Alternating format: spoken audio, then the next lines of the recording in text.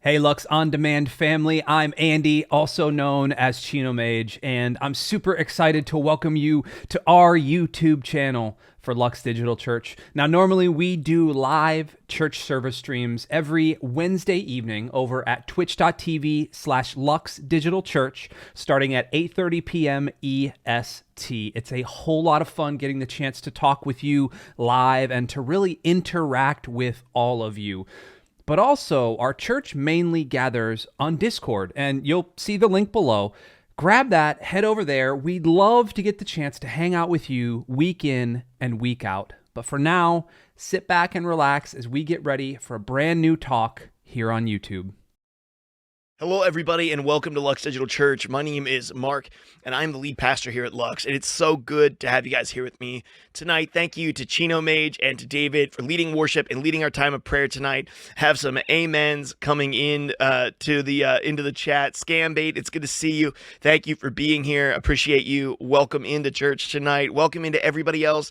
Thank you for being here tonight, my friends. And if you're here for the very first time, it's an honor and a privilege to have you here with us. Thank you for taking some time out of your Wednesday night. If you're live, you could be doing anything else, but you're choosing to be here with us. And if you are here live, then you've seen me for the past couple of weeks, but I haven't been preaching, which has been odd. It's the longest time that I've taken off of preaching since we started Lux just under 2 years ago. And if you're part of our on-demand family tonight, welcome to you as well. And you don't know that I've been here because you've only caught the sermons, but the last 2 weeks we've had incredible messages. One from Bubba, the founder and CEO of Love Thy Nerd, who came and talked to us specifically about what it means to worship God in spirit and in truth. And last week, Chino Mage, who was just on screen praying for you, he came and preached for us. He's our director of on-demand ministries here at Lux when he talks about removing sin from our life and following Jesus fully. And it's been incredible to just be able to sit back and listen to these incredible individuals bring God's word to us the last couple of weeks and still be able to be in studio. But I'm extremely excited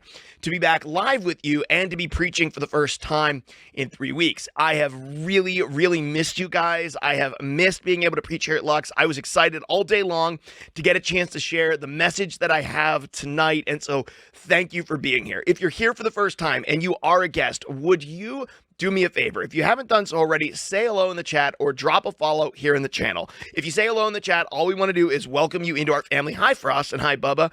If you drop a follow on the channel, all we're going to do is send you a DM tomorrow inviting you to come and join us on Discord, because that's where we live 24/7 every day of the week. That is really the lifeblood of what makes our church a church. It's not just a service, because church isn't just a service. It's living life and doing life together. It's making disciples together, and that's what we're doing over on Discord, so we hope you'll join us over there. And if you're on YouTube or podcast, in the description of this episode or video, there's going to be a link to our Discord server as well, and it's not hard to find. Just go to discord.gg/Lux Digital Church, and we'd love to see and cannot wait to embrace you as a part of our family and our community over on Discord. Tonight, we are in part 8 of a 12-week collection of talks called Leave Everything, and it has launched a year-long emphasis here at Lux, where we're talking about Jesus for 12 straight months. And believe it or not, we will only barely scratch the surface over those 12 months of the many things that Jesus said and did and taught, and the ways that he lived and the places that he went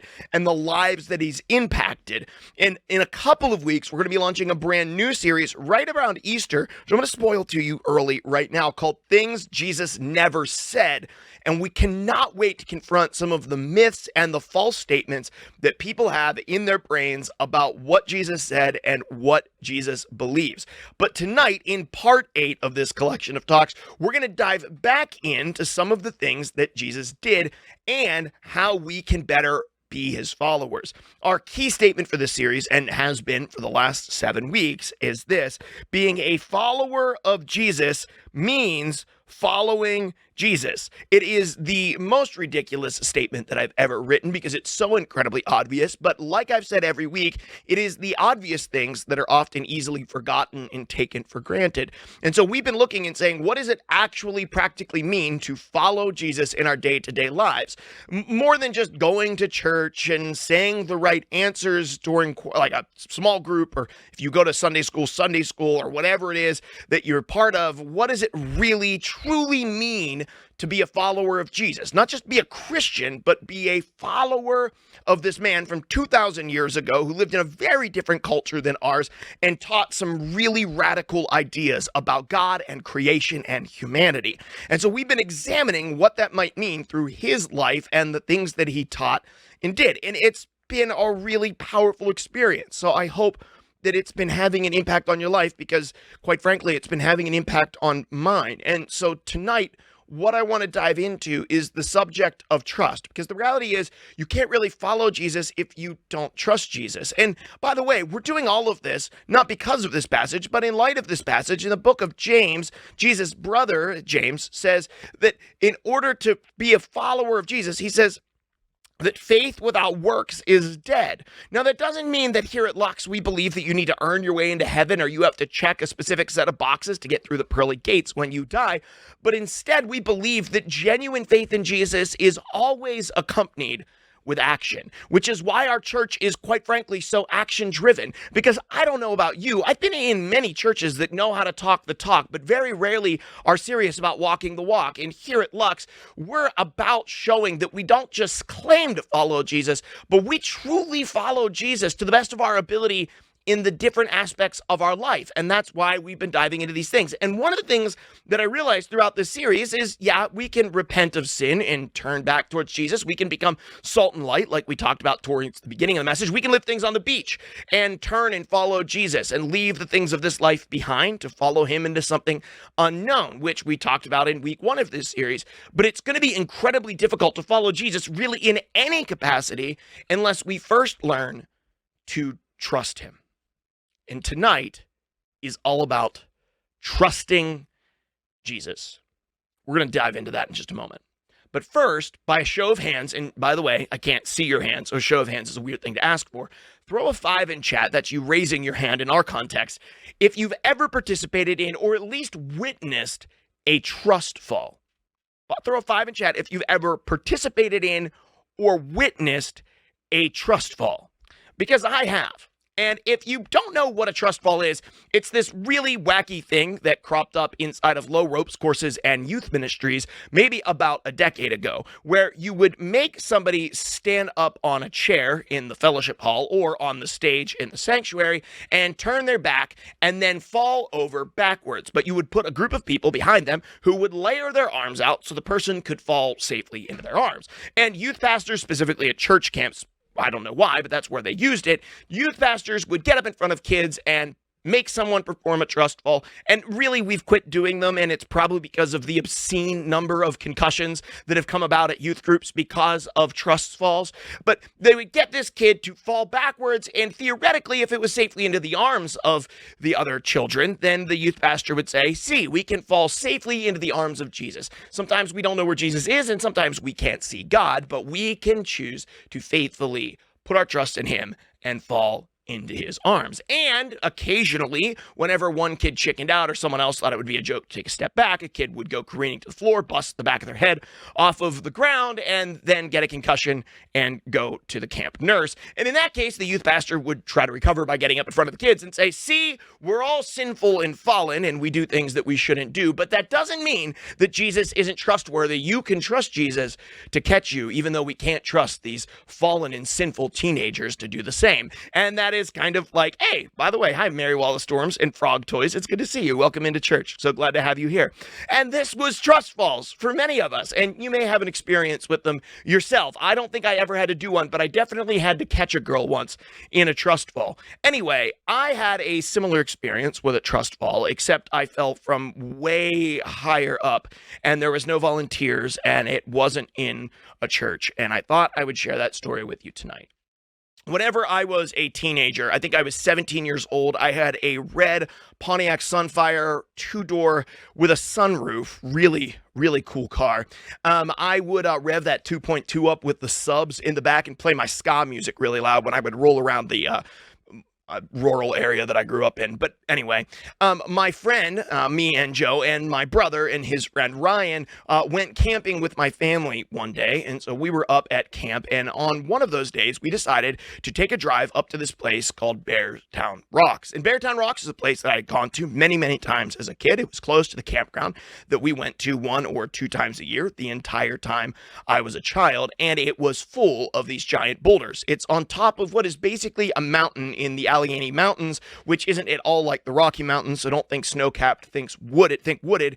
And at the top of it, the glaciers who had come through some untold thousands of years ago dropped giant, enormous rocks at the top of the mountain. And we're talking like house-sized boulders. And so me and my friends decided to go up there and go bouldering together. And bouldering is low-level rock climbing without ropes and harnesses, and is typically done with things like helmets and mats in order to keep you safe. But we didn't have helmets and we didn't have mats. We had Converse All-Stars and blue jeans, so we went rock climbing together anyway. The 4 of us showed up at Bearstown Rocks, the place that my brother and I had sort of learned to climb as children. My parents had taken us there since we were kids, and we made our way into this mountaintop park and began climbing the various rock faces. Now, we knew almost every single rock in the park and had climbed them probably 50 to 100 times, every single one that was climbable anyway. So my brother and I took our friends and taught them the best handholds and footholds as we bouldered relatively easy rocks to climb all throughout this area, until we came to the final rock. We were pushing each other a little more, a little harder each time, trying to get each other to go up the rocks faster and come down them faster, to climb the more aggressive and difficult portions, the slippery pieces, the places without a lot of handholds. We were really pushing ourselves. All of the testosterone was revved up as the 4 teenage boys were trying to outdo one another on the various rocks. Now, we got to the very back of the park, and at the back of the park was the biggest rock that you could climb without gear. It stood a looming 40-foot tall at the face of it, and it was littered with handholds and footholds on we'll call the northern side.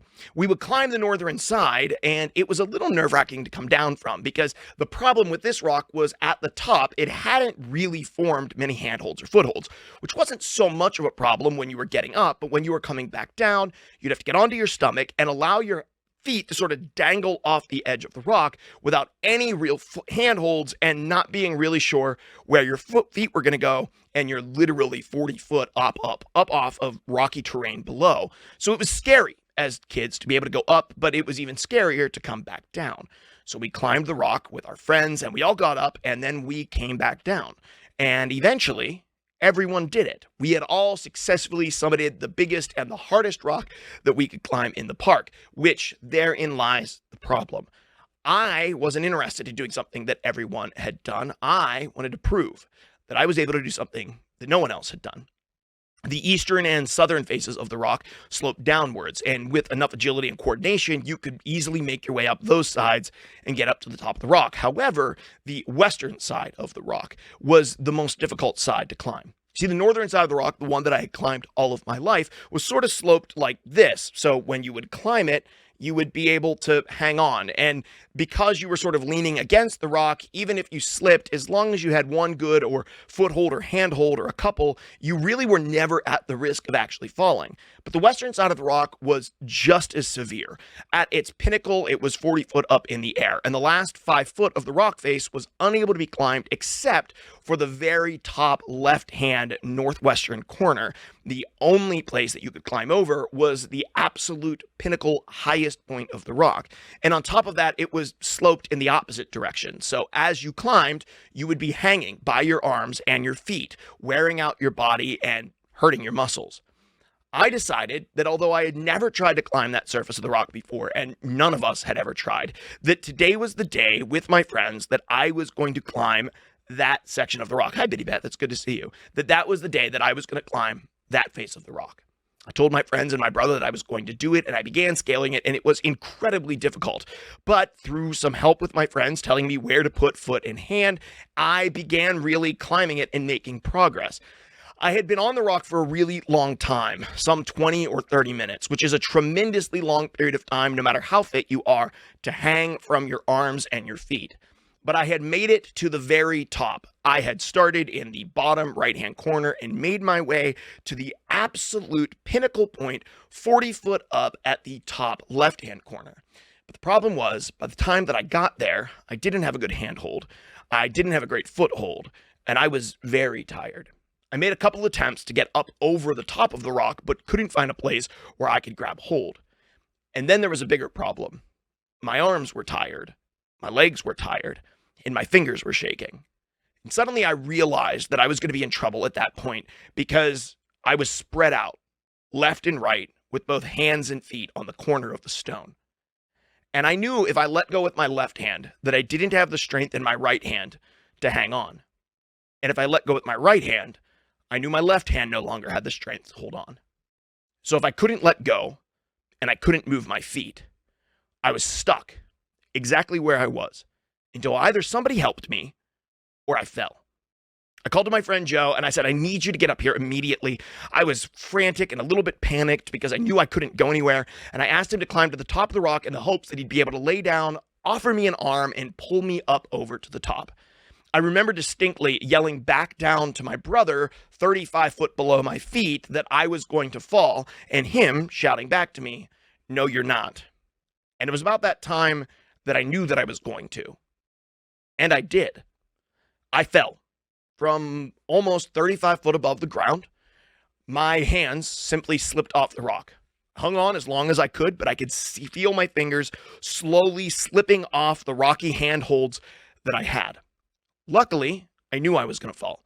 So as I fell off, I kicked off the rock and turned around, expecting to see the rocky ground below me that was surely going to break my fall, shatter my legs, and land me into hospital.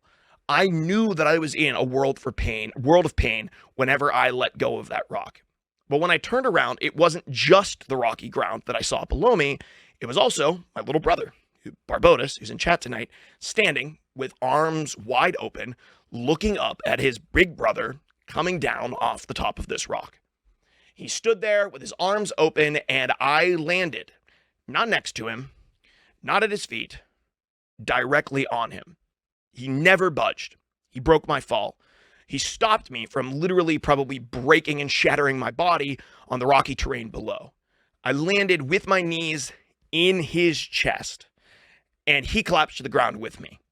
We both walked away without any broken bones and with some bumps and bruises, and likely he actually took the worst of the deal. Hi, Jex. Thank you for the follow. Appreciate you. He likely took the worst of the deal because I think I bruised his ribs whenever I fell on him. I was bigger than him. I was heavier than him, and he literally put himself directly in my path so that I wouldn't be hurt when I hit the ground.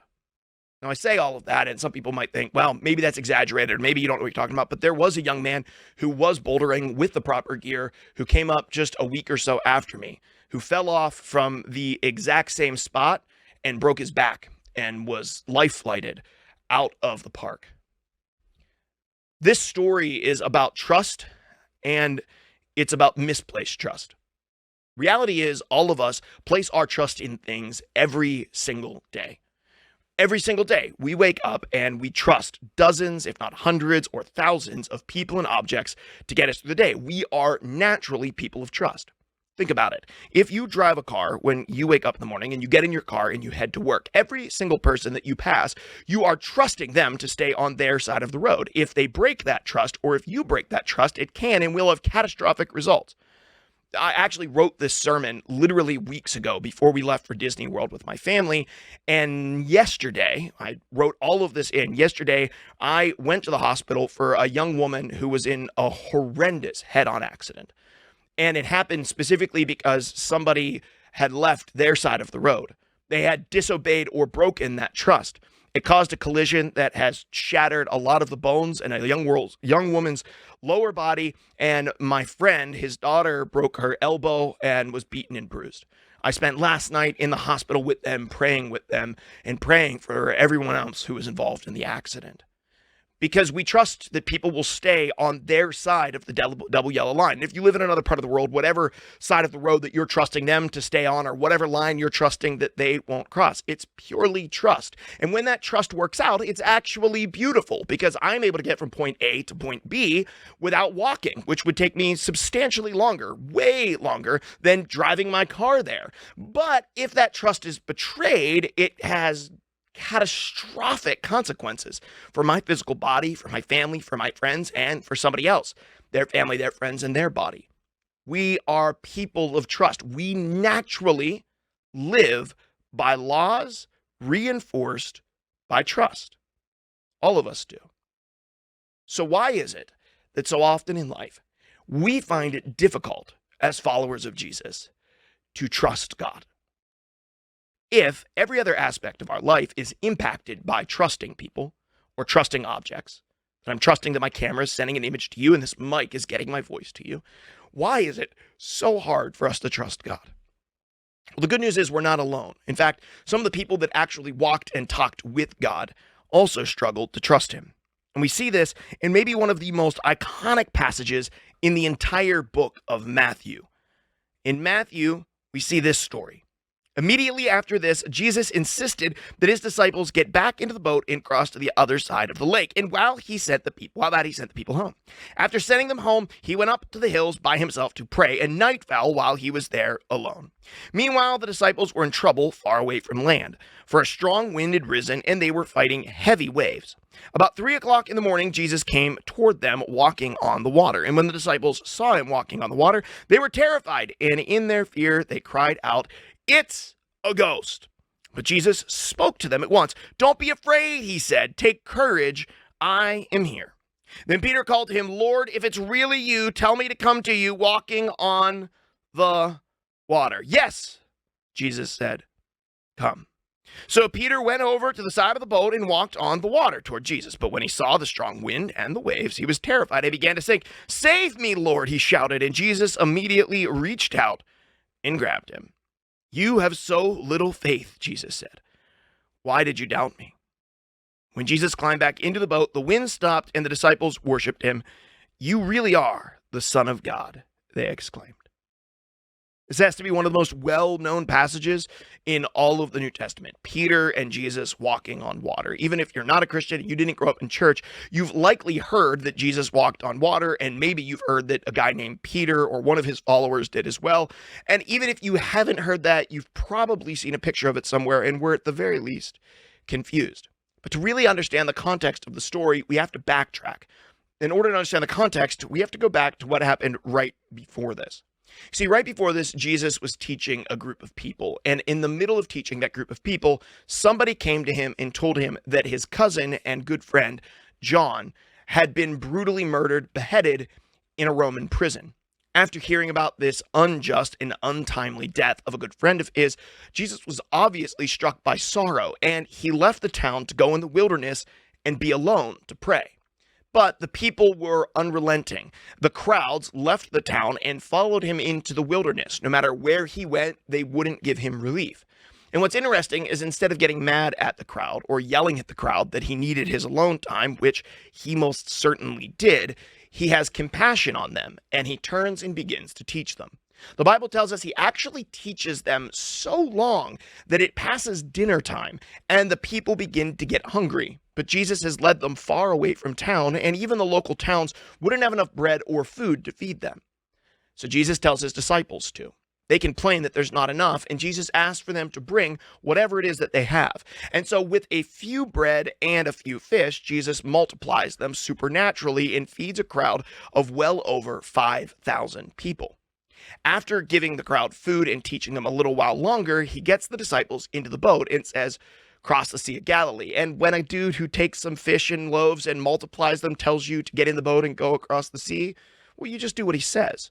And Jesus went up on a nearby hillside to pray in a lonely place by himself, because quite frankly, he's exhausted and he's still mourning the loss of his good friend, John, who was ruthlessly beheaded in a Roman prison to appease a woman who didn't like him. However, in the middle of the night, Jesus returns to his disciples walking on the water. As he comes across the water, there's a boat, and the men in the boat, who are his disciples, freak out, thinking that it's a ghost. Now, what's interesting is there were several different views of the afterlife for Jews at this time, and none of them include ghosts. The belief in ghosts is a strictly and truly pagan belief. However, the Jews, in this case, begin to think it is a ghost. And why? Well, because most of them are fishermen, and largely, some of them are superstitious. And many people believe that the fishermen in the area very often believe that there were ghosts, that these were spirits of fishermen or sailors who had passed away in the Sea of Galilee, left behind to haunt the sections of water in which their vessels went down or they died. So they think it's ghosts. And then Jesus calls out to them. And Peter says, "If it is you, Lord, tell me to come to you, and I'll walk on water." And he says, "Come here."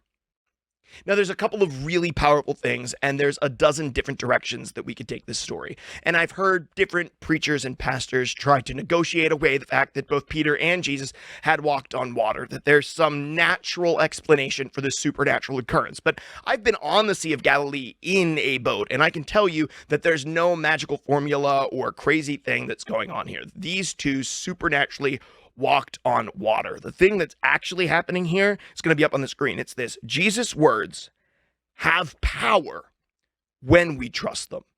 The words of Jesus have power when we trust them. If you don't believe me, look at the various passages of the Bible. The voice of God and the words of God have power. This declaration, "Come to me," across the water, is a true recognition of Jesus' divinity. More than calming waves and the sea in other stories, and more than feeding 5,000 people, his words altering and changing what should be reality is a true indication of Jesus' divinity. Why? Well, look at the New Testament, or look at the Old Testament. At the very beginning, there was nothing, and God spoke, and from speaking, there was light. And then there was water, and God spoke, and there was ground. And then there was nothing, and God spoke, and there was vegetation. And then God spoke, and there were birds. And God spoke, and there were animals. And God spoke, and there were fish. And God spoke, and there was humanity. When the Jews were against all odds, God spoke, and they marched around the city of Jericho, and the impenetrable fortress, the walls came tumbling down. When they had their back up against the wall and a hard space, God spoke, and Moses raised his staff, and the Red Sea parted. When God speaks, things change. A blind man was blind, and Jesus spoke, and now he could see. When we trust the words of God and the words of Jesus shape and change reality. It's like we're living on a painting, and God has the paintbrush. And we're contained to the painting and all of the things that are inside the painting, and we seem very limited in this two-dimensional world. But God, who is the painter, has the ability to break all of the rules, because with the strike of the brush, he can create anything that he wants. But it's with his very voice. And in this case, Peter doesn't just walk on water. He walks on the trusted words of Jesus. And in our lives, it can be really hard to trust God.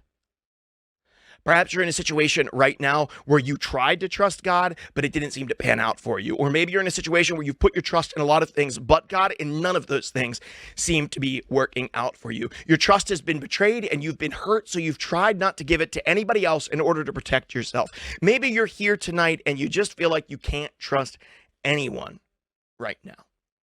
Well, I can tell you this.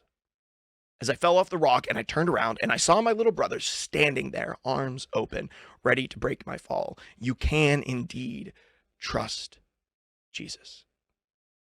He loves you and he cares for you. And you don't just trust him with the journey. We can trust him with so much more. See, in my experience inside the church, most Christians are actually okay with trusting Jesus with the journey, but they want to pick the destination. They say, I'm here at point A, and this is where I'd like to get to point B. I want my business to be a success. I want the job that I really want. I want my kids to follow the Lord. I want this. I want that, right? We have this list of things. I want to be rich. I want to be famous. I want to be successful. I want to be sane. I want to be healthy. I want to be whatever. We have all of these different things and these ideas of what the destination is. And we say, Jesus, I am your follower. Here's where I am today. Make me into this. But when we follow Jesus, we forfeit control, not just of journey, we forfeit control of journey and we forfeit control of destination. Trusting, you cannot trust Jesus and pick the destination. You can only trust Jesus by allowing him to lead the journey through his words, allow him to speak it into your existence, allow the painter to paint in what's next in your life, but you also have to trust him with the destination.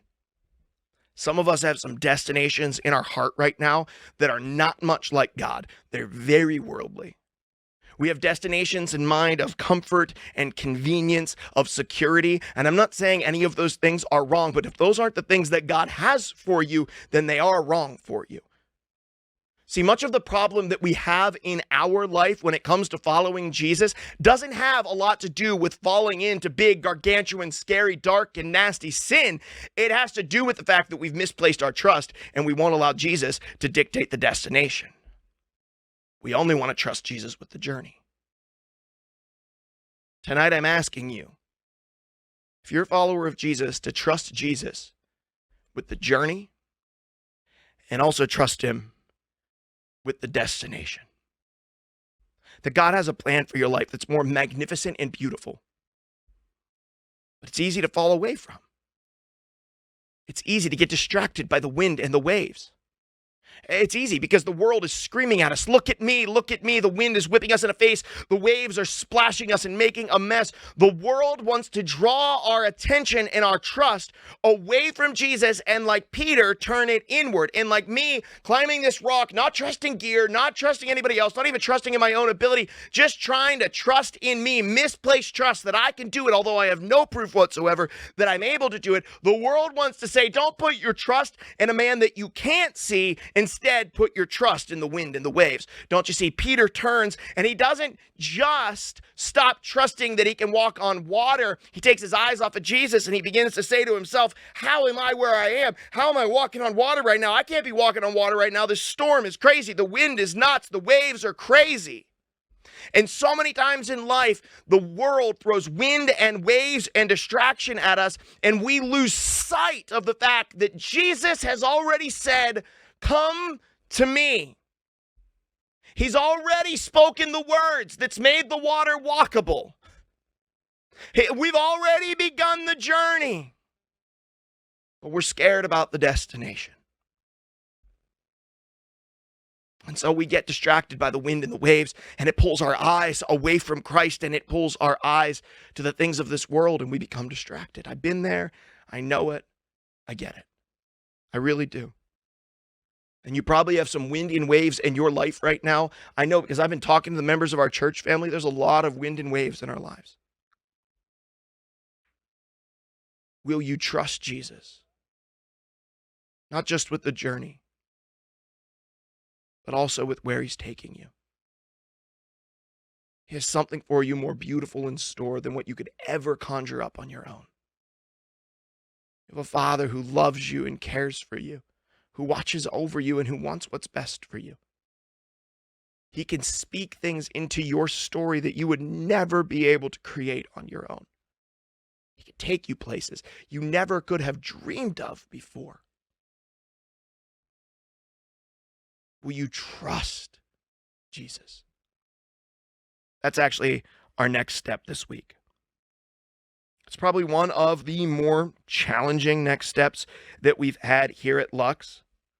And to be honest with you, trusting Jesus is something that you start with. You initially put your faith in Jesus, and it's a beautiful and amazing thing, but you soon learn that placing your faith in Jesus and your trust in Jesus is a daily, if not hourly pursuit, something you need to be continually reminded of, which is why our next step this week is this. I will trust Jesus with the journey and the destination every day this week.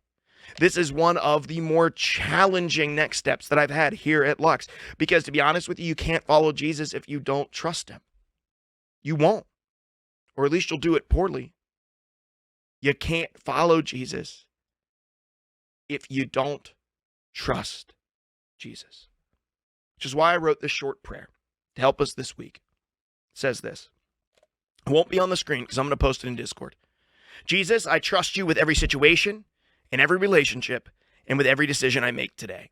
I trust you with the journey and the destination. Help me to trust you and not get sucked in by the wind and the waves. I'm going to post it over in Discord, and what I'm asking our church family to do is consider starting each of your day with a routine of saying this simple short prayer as a reminder to trust Jesus this week. To allow all of the anxieties and the fears to melt away, and to trust that even as the wind and the waves are kicking up and they're scary, that Jesus still has good things intended for you. To trust him with the journey and with the destination. I'm going to post it in Discord after service tonight. Put it on your phone. I don't know, print it out and put it on your mirror or put it on your fridge, wherever it is that you're going to see it. And would you pray it with me this week? Let's pray. Father God, I love you and I thank you for being a good and gracious and loving Father. And I know there's a lot of people in our church right now who are dealing with a lot of wind and waves.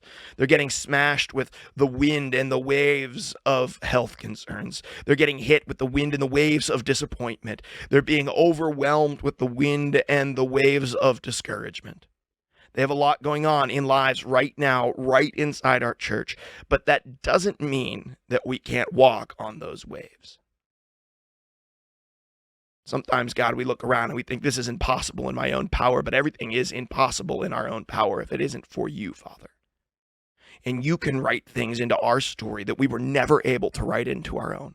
Help us, Lord, if we're going to be your followers, to trust you, to ask ourselves honestly in the depths of our heart, if I examine my life, do I really trust Jesus? If the answer to that is no, help us to pray this prayer and turn our trust towards you this week. In your name we pray. Amen.